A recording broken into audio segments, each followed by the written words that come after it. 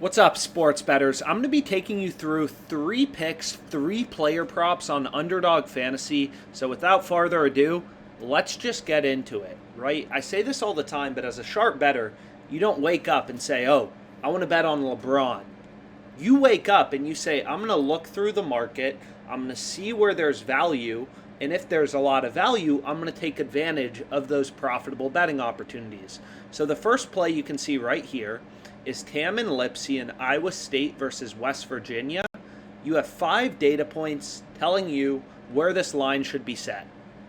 Underdog is at 8. Every other sportsbook is at 8.5 with no juice in either direction. It's not like the over is favored or the under is favored. So here, for this Usan Usani guy, you can see his under 10.5 points is favored. DraftKings has his under at minus 125. So lines are juiced towards the under. There's more juice on the under than the over. Whereas for Lipsy, there's no juice. So basically, there's 5 data points in the market.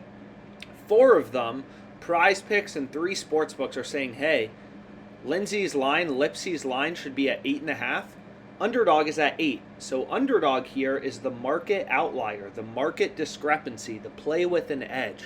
Underdog is asleep at the wheel, and they're giving out way too much value on Lipsy's over. So what we want to do is hammer the over 8, right? There's value on the over 8 because the line should be at 8.5. So this is the first play I ended up taking, right? Underdog is too far below the market. So it's no different in the NHL.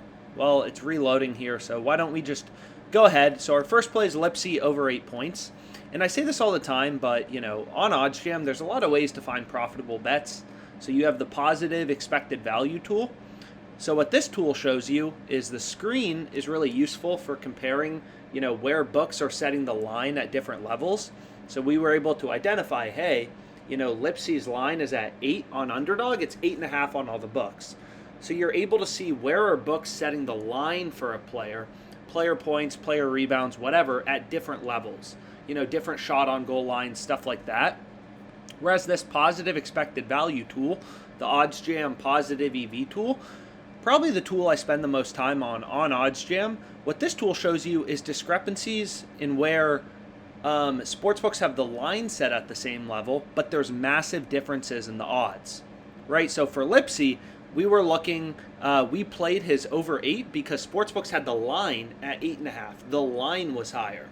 The reason you'd want to play Gabe Vincent under 2.5 assists, it's not because, Underdog has his line at 2.5, whereas sportsbooks are at 2, so Underdog is too high, we'd want to take the over, right? If all sportsbooks had the line for Gabe Vincent at 1.5 or 2 assists, if Underdog were at 2.5, it's like, wow, Underdog's too high, we want to take the under.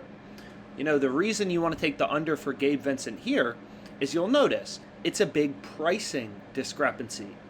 Caesars has this minus 166, DraftKings minus 145, Bovada minus 150, Pinnacle minus 166. So on OddsJam, it's free to browse odds for any sport.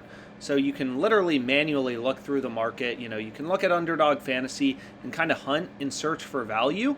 This EV tool just makes it a little easier, right? What the positive EV tool does is it scans through this, kind of entire market, tennis, esports, really anything you could possibly want to bet on. Where's the NBA, NHL, right? So the EV tool is updating tens of thousands of odds from Underdog Fantasy every second, as well as millions of odds across sportsbooks to show you these discrepancies, like Gabe Vincent under 2.5 assists, where sportsbooks are pricing this as a heavy favorite around, minus 155 odds.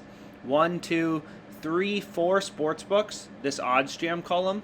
The odds, we just copy our pinnacles, so we only have 1, 2, 3, 4 sportsbooks posting odds, and kind of the average would be about minus 155 on Gabe Vincent under 2.5 assists. We're getting minus 122 on Underdog, so we found an edge, right? We found value. Now you may be like, oh, why is Underdog Fantasy minus 137 here, but minus 122 here, right? So, obviously I don't want to get minus 137 on Underdog if I can get minus 122. Well, what you're going to see is Underdog Fantasy, right, for a 2-pick entry, for a 2-pick power play, you're getting minus 137 odds. Whereas for a 3-pick or a 5-pick entry, you're getting minus 122. So on Underdog Fantasy, it's really important. And you'll notice that in all of my plays, I'm basically exclusively playing 3-pick or 5-pick entries. And that's because you can see here, if I hover over it on OddsJam, it says Underdog Fantasy 3-pick or 5-pick, that's when you're getting the best implied odds of minus 122. You don't want to go with this minus 137 column, which is 2-pick power plays. So anyways, we found value in the market. Here are the plays I ended up going with. Lipsy over 8 points, Brady under 4 shots, and Max Domi under 3.5 shots. So 1 college basketball player prop, 2 NHL. All plays were found on the OddsJam screen, kind of the initial layout we looked at. And hopefully this video was helpful. Let's make money.